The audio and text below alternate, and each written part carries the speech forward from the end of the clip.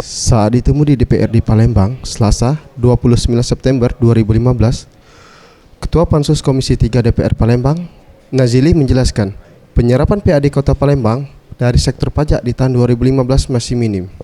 Salah satunya dari retribusi izin mendirikan bangunan (IMB), di mana hingga bulan September 2015 baru tercapainya 31,9 miliar rupiah atau baru mencapai 70%.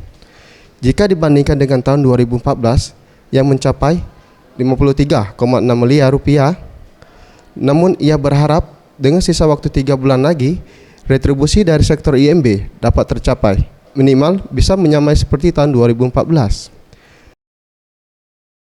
Dari DWH, tapi dari tata kota, dari target tahun 2014 itu lebih kurang itu 53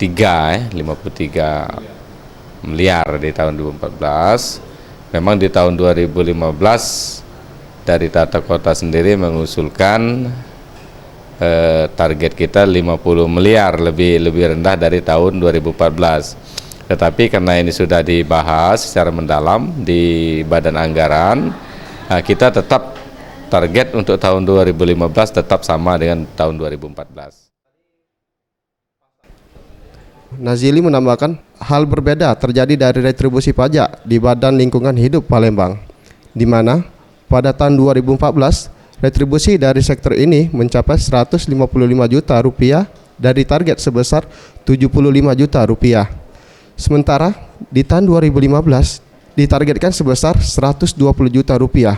Namun hingga September 2015 telah melebihi target, yaitu 169 juta rupiah, dan ia optimis 3 bulan ke depan retribusi dari sektor ini bisa mencapai 200 juta rupiah. Rizky Hidayat, Reza Dinata, Sriwijaya TV.